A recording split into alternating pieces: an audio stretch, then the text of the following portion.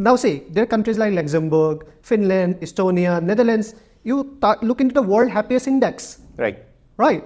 Most of the European countries are on the list. But are Indians and us, are we concerned about that? The problem with the current counselling system in India, I call it a cubical counselling. Okay, so I'm hearing this word for the first time. What is cubicle counselling? Can you guide students all of these things that you're mentioning? Yes. Healthcare in IT, Yes. Healthcare in UK, Yes. IT in Australia, IT Yes. in Ireland. Yes.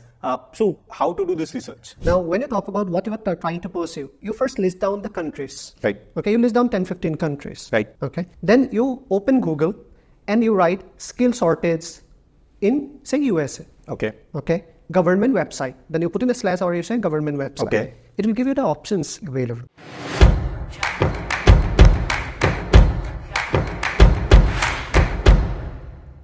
Hello students. Today we have a very interesting personality in our office and in this podcast today, Mr. Reeturaj Goswami. Hello. Hi Reeturaj. How are you? I'm very fine. What about you? I'm doing great. So Mr. Reeturaj have struggled in his engineering days to go abroad because of lack of guidance, and he stayed back in India and made a career here. He was working in Microsoft. He worked there for a couple of years and he left that because he had a little bit hunch in his heart that he wanted to do something for the students. Then he worked for Pratham Test Prep for n number of years, and after that he started a company called Unigurus, which helps students in guidance of studying abroad. Mr. Reeturaj has come up with a very new vision on how a student should prep around going abroad, what should they do, what should not they do. So we're going to talk in details with Reeturaj around, what is it that is happening around in the study abroad industry, what should students do, not do in their preparation for studying abroad. Okay. So let's start with your childhood or your early days. Okay. So when you said that you wanted to, go abroad, so I wanted to start with why you wanted to go abroad yourself. Say, I'm from Assam, okay, and a small place in Assam, Nagaon. Okay. My grandfather was a very famous historian. My mom was a school teacher. My father was an engineer, and there were lots of book fairs around. Okay. And I somehow bought a book studying in the USA. Right. Okay. It talked about exams like SAT, appearing for IELTS and TOEFL, and I got, engrossed into it. I loved that booklet, and I thought, why not go abroad? The US is so beautiful. Right. Okay. They have so much opportunities. Then my father took me to a seminar, study abroad seminar in Guwahati. Okay. There was this university, Ansali University, which is currently based in Gurgaon. Okay. They had a program 2 years in India, 2 years abroad. Wow. Okay. And this is which year we are talking about? I am talking about 2005-06. So back then also Yes. there was a program 2 years Yes. India, 2 years something. Yes, abroad. Okay, I got into their computer science program. I did complete 2 years, and when the part came, the financial guidance and going, my father passed away. Okay, and I was stuck with the funding part. So sorry to hear no, that. that's okay. I was stuck with the funding part, and I could not get the right guidance. How to move around, to navigate around that. Okay. Okay.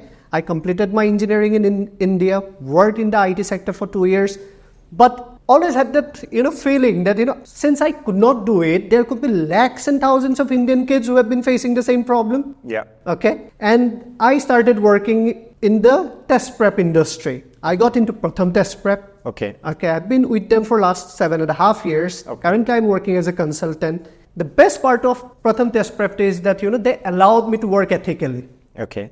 Okay. My vision of giving ethical counselling, I call myself an educationalist. Okay. Not a counsel. Okay. Okay. Ethical guidance. Anyone who comes to me, be it a millionaire or be it a beggar, okay, will get the same guidance that other counselors are not giving.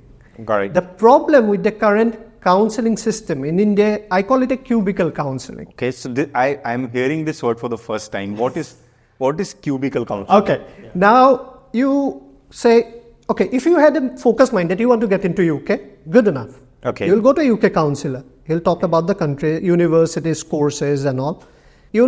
you know that, you just want to go to UK, get a degree, come back, your dad have a business you want to run. Okay. But if there is a kid, whose parents have, arranged money, and that kid wants to go abroad, he is not sure kahan pe jana hai. Right. Okay. He goes to counselor, overseas education company. Now you'll find cubes, tables. UK, USA, Australia, Germany, Finland, Poland, and all those. Correct? That's how it is. Yeah. Okay. Usually. Yes. Now they will say, okay, you first take your counseling from UK. Okay. Those experts might be 2 to 3 years of experience they will have. Yeah. Okay. They do not know anything about the immigration guidelines and the policies. They will not know about the jobs on demand. Okay.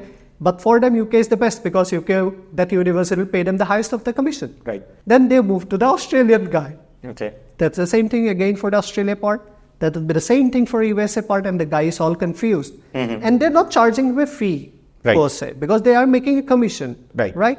Finally, the student comes back with okay, chalo UK hi chale jate. He goes to UK. They study in University College London, which is ranked 8th in the world. Okay. They do a course, MSc in management. And after completing the degree, you'll see in LinkedIn, they're saying, we're not getting a job. How come? Why we're not getting a job? We do have a 2 years of stay visa. I'm passing out of UCL, which is ranked 8th in the world. I don't have a job. Do they know that you need a sponsorship? And what kind of courses were on demand? Skill shortage. Healthcare, finance, IT. IT ke liye to India se Tata, Microsoft and all are sending people. Right? So, and they take in only 3,000 Indians to go ahead and settle there. Or say 4,000. And it's a small country. Correct? So, I am trying to overcome that. I personally do visas of 7 to 8 countries. Okay. I have been doing research for last 12 to 13 years on all the countries, and I give them a 360-degree evaluation.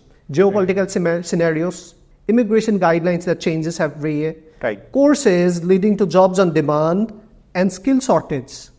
Okay, that's how I guide them. So let's say I am a student. I come to you, right? So I, let's say, belong to a middle class family, just graduated, done my engineering, let's say. And I come to you, right, that let's say I've done my engineering from MIT, right? I want to go abroad, right? So what are the questions you will ask me? And how will you guide me? Can we go in a little bit detail? Yes. So that the students can understand the difference between when they are taking counseling from, any XYZ overseas versus what your vision is. See, whenever a kid comes in, I ask them about their academics. Definitely, I need to know that.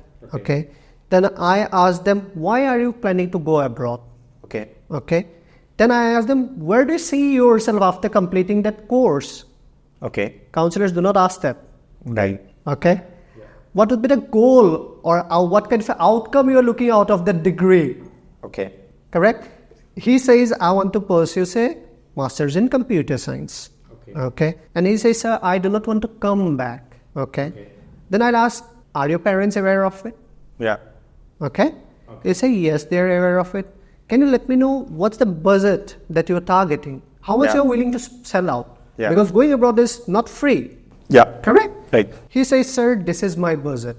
Then based on that, I start explaining him the countries. Okay. Courses available which are on demand in those countries. Okay. So for this specific students, he wants to do Master in Computer Science. He wants to stay there. His parents are aligned on that.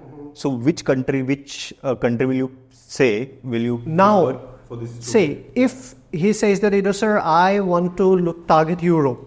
Okay. And he has but student don't know that, right? The student preference is that I want to go abroad for Master in Computer Science. I want to get a good job after that. I want to stay in the country, right? So they, like a student himself or herself, don't have any idea. Right? So okay. I start telling them about the options, the most popular ones first. I tell them, see, currently the most popular countries are US and Canada and Australia. For IT? Yes, for IT.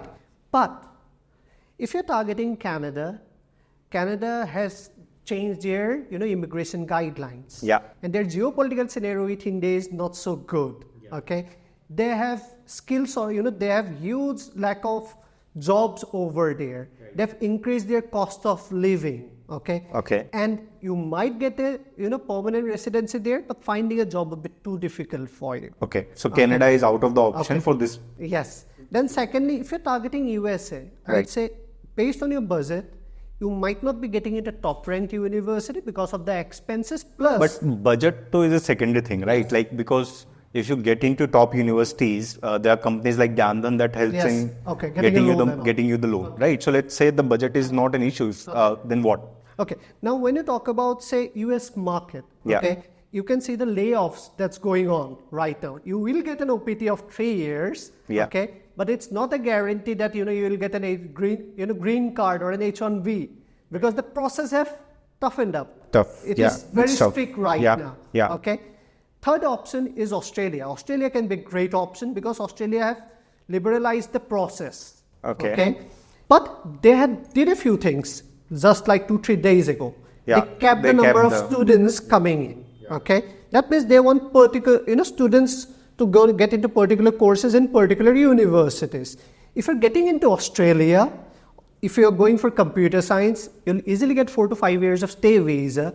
And on the long term, just because they have jobs on demand in skill shortage in, say, computer science, data analytics, and all those courses related to computing, you can easily get a permanent residency. Okay. Then after that, say, if you're looking to save some money, and you're open, target countries like Belgium. You have this university, KU Leuven, which is ranked like 63rd in the world. The expenses would be bare minimum, like you just sell out for the whole degree 20 lakhs for your master's, and then getting a job and staying back will not be difficult because they have skill shortage in that particular field. Same thing is for Finland as well. Now, Finland, you complete your master's, you complete any of their German language or their Finnish language exam, they will give you their permanent residency in a click of a finger. Or you target Ireland. It's the hub of IT and pharmaceutical. But so we have taken the name of almost all the countries. So for this student, budget is not an issue. Obviously, he wants a PR. He wants a good job. So what is, if you have to rank? Now my ranking would be Australia and Ireland for him. Because Australia will be giving him 4 to 5 years of stay visa, whereas Ireland will give him 2 years of stay visa. Finland, there will be language barrier because he have to clear a language exam. So Canada and US are completely out of the Yes, current scenario. In the current scenario. Okay, so as of today, if a student comes to you, your thought process is that, hey, for computer science, let's send this student to Australia first. Because Australia has the skill shortage in IT. And computer science and all those relevant fields. And you getting the visa for longer increases. The chances of getting the visa for longer increases. And plus they're taking quality students. And their focus is on quality students because they've capped the number of total plus students. They have a rigorous visa process. So again, when the volume or influx of students is higher in a particular location, competition will be higher. You have to understand that. So when there is a cap, that means they've analyzed the market, that this kind of jobs are available, this amount of students are required. So it would be a benefit for them. Got it. Which Canada lacked. Now, for me, the process changes yearly. It's based on the geopolitical scenarios that I was targeting. As of today. Okay. So now let's shift. Let's say the student is not from computer science background, right? Let's say the student has just done his BBA, BCom, or any bachelor's non-engineering course, but related to management, BCom, BBA, BCA. And all of that, and he wants to go abroad. Again, the intent is the same: get a good job, get a sort of permanent residency as well. So for him, what changes? You recommend me? See, when you talk about the changes, you have to understand the most amount of jobs available for Indians are in what kind of fields, sectors. It varies from country to country. Now, if he wants to go for normal masters in management in marketing, he will not get a job or permanent residence in Canada or Australia very easily. But there are countries like Poland. They have skill shortage of manpower. You talk about countries like Germany, where the population, they have an aging population. Or you talk about Finland, they have an aging population. Correct. So those are the countries you should target if you're targeting a course like marketing. Or Or there are countries like Estonia. Okay, it's the digital hub of the world. Okay, it's also known as the startup hub, digital country of the world. Okay, lots of jobs available. If you're going for, say, masters in entrepreneurship or bachelors in entrepreneurship, even IT, and all those programs. So for management related jobs, mid-tier management related jobs, you are saying that Europe is the market. Is primarily the countries where there is a problem of aging population. And lack of manpower. So, so these traditional countries, US, Canada, right, UK, UK name have not come up here. So, which kind of students should opt for these countries as of today? See, when you talk about USA, if you have a STEM program, okay, then you should go for it. If you do not have a STEM program, you'll just get 1 year of stay and you'll come back to India and your valuation will start from zero here again. Right. Okay. If you are targeting computing, okay, but if you're not getting into Ivy brand, right, okay, but you want to stay back, you have to understand the locations. Okay. Now there is a location in USA known as North Dakota. It's on the border with Canada. It's also the trucking hub. Okay, and they have this university, North Dakota State University. Right. You do a course in computer science over there, you can easily get a job. I have students who went there. पहले हफ्ते में per time job $25 का उनको मिला. Per hour. Okay. Okay, and they've stayed back. I sent out a kid for masters plus PhD. See, again, it depends on the locations, and it is also depends on what kind of jobs are available in what particular location. That's how you filter out. Okay. Correct. Everyone talks about the Silicon Valley. Right. But everyone is then going to the Silicon Valley. Right. Right? Yeah. So competition will be always higher. Right. So that's how you filter out the countries. Okay. UK. Now, if you're targeting UK, healthcare is the course that you should look into. Right. Okay. Analytics, data analytics is something that you can target over there. Okay. So those finance can be also targeted because fintech or finance are something that they are lacking. But IT, I will not suggest because companies from India are sending out people from here itself. Right. Okay. I'll not tell you to go for a normal master's in management course over there. In UK, you'll struggle. You'll struggle to find a job. You'll get 2 years of stay visa. You'll take money from your parents. You'll waste it and you'll come back to India. But yeah, if you have a big name, big business to run here in India and your goal is just to grab that, education and knowledge, very good. UK is a great option.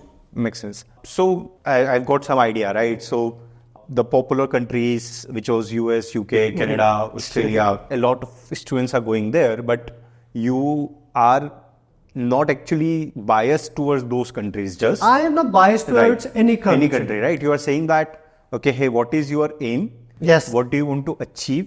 And what is your field? And accordingly, you are saying that which country outcome कहाँ पे best आएगा उस बच्चे के लिए, ठीक है? सबके लिए अलग अलग होता है आउटकम, सबके लिए अलग अलग होता है, correct? I always believe that outcome for every person is different, right? Correct? So that's how I work on. I do not work on a particular pattern कि एक कागज में लिख दिया यही pattern follow करना. I don't do that. So before when we were talking, you mentioned that students should do ROI calculations and all of that, right? And just in conversation you mentioned, right, for healthcare UK, right, for IT Australia and then Ireland, right? So this is something that you are sharing, and obviously you have best interest of students in mind. But how do students know about all of these trends? Like, how should they actually do their own research? Because ultimately we want every student to do their own research without just blindly follow somebody. Yes, right? That is what I always tell my kids, that do not trust me. Right. You should do your own due diligence and research. Right. So can you, guide students all of these things that you're mentioning? Yes. Healthcare mein IT, healthcare in UK, IT in Australia, IT in Ireland. Yes. So how to do this research? How to find broader level trend? What is the skill shortage and all of that? Let's understand that pattern. Yeah. Okay. First, you know what course you want to pursue. Yeah. Okay. Now, when you talk about what you are trying to pursue, you first list down the countries. Right. Okay. You list down 10, 15 countries. Right. Okay. Okay. Then you open Google and you write skill shortage in, say, USA. Okay. Okay. Government website. Then you put in a slash or you say government website. Okay. It will give you the options available. Same thing for Ireland. Okay. Same, you'll get it for Poland. Right. Government websites, and plus there are additional immigration websites. So government usually publishes report on the skill shortage? Yes. Okay. Even Ireland have recently updated their skill shortage list. Australia, they have a as well list where you can, if you put down psychology, it will give you all the options available for psychology. Okay. It's on demand over there. Okay. You put down computer science, it will list down all the available jobs. Okay. Okay. So you can say, I understand it will be too difficult for them to do all those filtration because I've been doing it for years, so it becomes easier for me. Yeah. But they can all, after they have spoken to me, okay, I give them the guidelines and the links. Yeah. They can go home. They can do their research. कि मैंने अगर जो बोला वो सही था या गलत था. Right. Other counselors will only talk about the course, only talk about the university, only talk about the money and कितना post study visa मिलेगा. Right. I also give them the immigration guidelines. Residency आपको मिलेगा कि नहीं? Residency मिलने के लिए क्या-क्या patterns follow, कितना points आपको चाहिए होगा after your degree. Right. Courses कौन-कौन से location में आपके course के jobs available है? Okay. Everything you will find out on government portals or immigration portals, or everything is there in Google. Right. Okay. It is about how you do your research. The biggest problem is that kids these days, they get so much information. अलग-अलग तरफ से ना वो confusion create करता है. Right. तो मैं लिख के देता हूँ. Got it. Yeah, I tell them, drop me a WhatsApp, remind me, and I do my research. Then I send it out to them. Makes sense. See, you and I sitting here talking about studying abroad, we have our vested interest, right? I am in the study abroad loan business, you are in the study abroad admission business. Obviously, both of us here sitting saying, okay, studying abroad, this, that. But let's take a step back. Why not a student should stay in India? Why should they go abroad? Yes. Now, first thing, bachelor's के लिए, I always say stay back in India. Okay. I always say bachelors, do it here in India. But why? Okay, first thing, the new education policy we have, it is improving. Indian kids are damn smart. Know that. Okay? We're much smarter than many other American or UK based kids. Right. Okay? If they're in India, they get into say DU or say they get into any of the engineering colleges, good ones. Right. They'll compete with the best. Okay? Plus, India is a market of 140 million people. Right. Correct? Yeah. Okay. You start something here in India, and to improve on that, improve your knowledge, to see how world is working, बाहर कैसा काम हो रहा है, go for your masters. Right. Abroad. Okay. So for masters, why to go abroad for masters, right? The same logic should apply at the master level as well. The problem with India is the population again. 140 billion. Okay. Yeah. Now to get into, आप एक चीज देखिए, medical के लिए just for a few limited seats, lakhs of students appear. IIT के लिए for limited seats, lakhs of students appear. But how many of them get into the medical program? Right. And IITs. But 65,000 plus kids got scored more than 95% in Right. CBSE. Right. बाकी बच्चे तो गधे तो नहीं है ना. Right. They definitely would like to get into some good universities. So the equation changes to where you can get into good university. Yes. It is not about studying in India. Yes. It is not about studying Yes. abroad. It is about getting for into your good university. career progression, Yes. where you can get into a good university, even at the bachelor or the master level, right? Even at the bachelor level, let's say you are not getting into top 150 universities of engineering colleges. So should you then take a break for prepare for a year? Yeah, see. For SAT or something? And I talked about KU in Belgium. I give you one example. Right. Correct? Similarly, multitudes of options are there. Okay. I do not believe that you should spend out crores in your UG. Okay. So you're saying that UG तो India में ही कर लो? नहीं, I'm not saying that. Right. Okay. अगर आपको India में भी जाए, you get into Vellore Technical University, वहाँ पे भी आपका 30-35 लाख का खर्चा होगा. Right. But if I can send you to KU Leuven, जहाँ पे 42 lakhs में you are getting an engineering degree from a 63rd rank university, no harm. Correct? It's a world ranking university. Look into your ROI. Right. Got it? Understand that जो India में खर्चा है एक private university, उसी खर्चे में आप abroad में भी पढ़ सकते हैं. Right. But might not be USA or UK. Right. But similar universities with equal ranking and equal education. Right. So one thing that I am not seen, across is, let's say for undergrad, Well, I've come across some profiles that for undergrad you go to, let's say, Poland, Sweden, somewhere, and then for postgrad you go to mainstream countries, US, UK. What are your thoughts around that? Like that instead of India, let's say in India I do an engineering, let's say from VIT for today.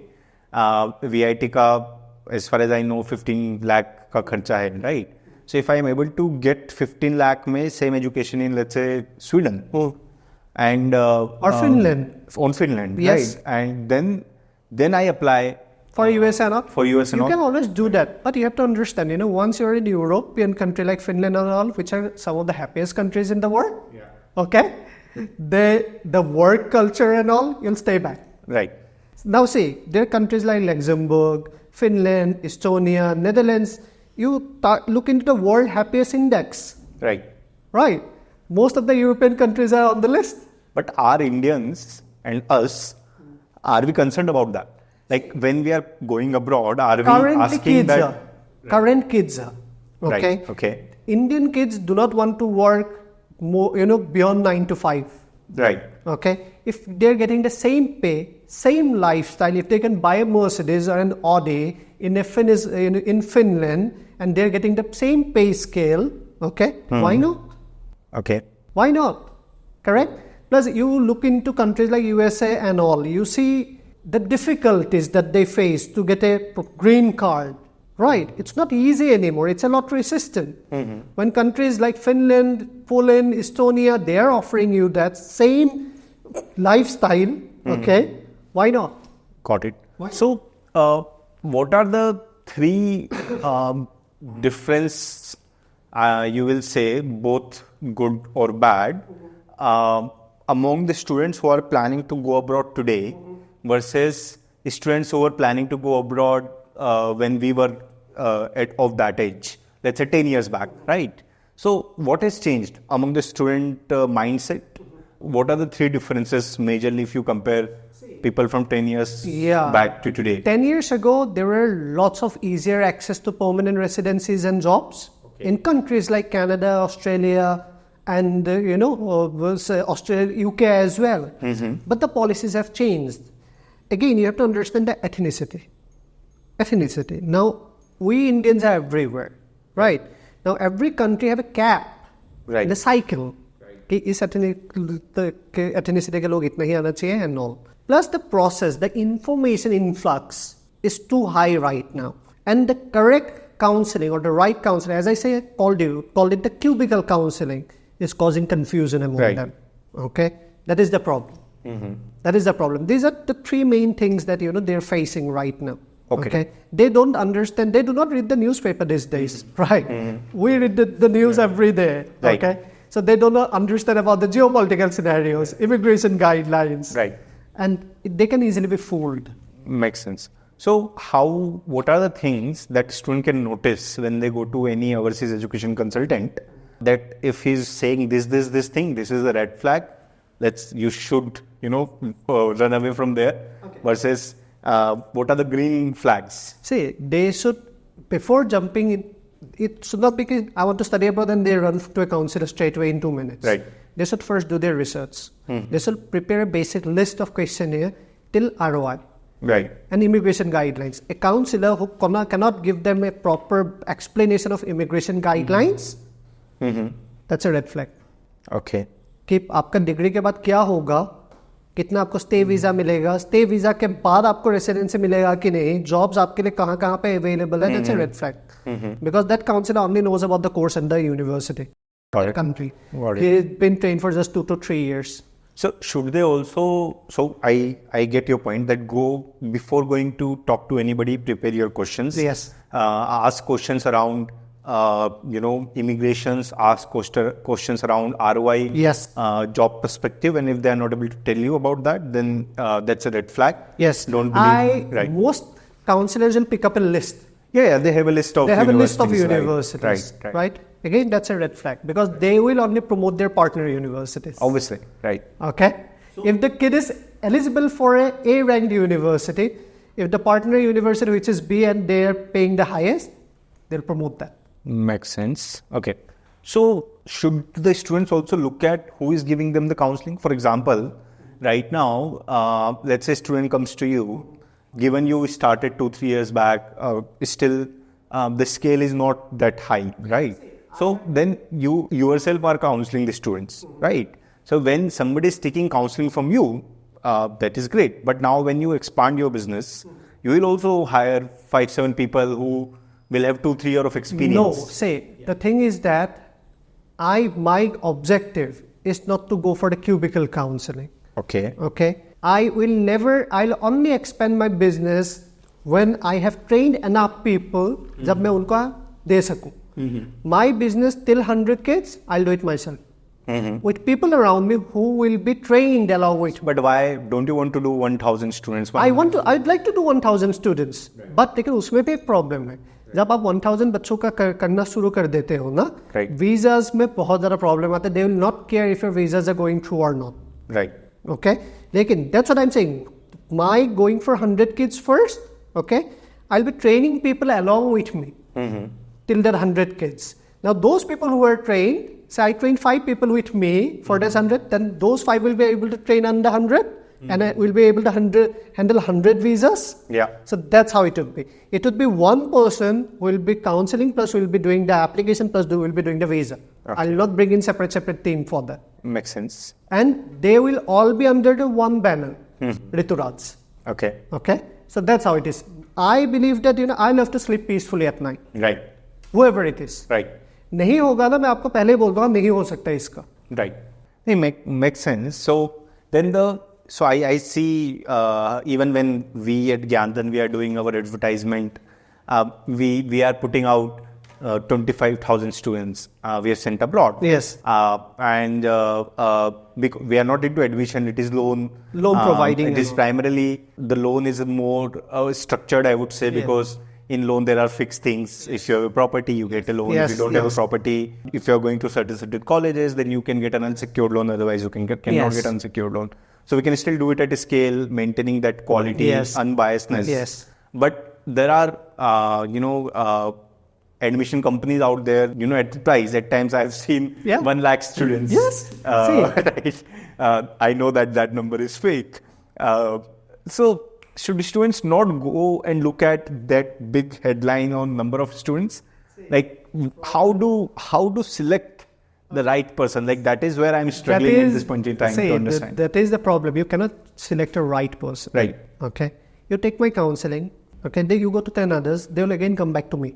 Even if they're counselors, who are doing free admission, they'll come back to me and they'll pay me. Right. Makes sense. That is the forte.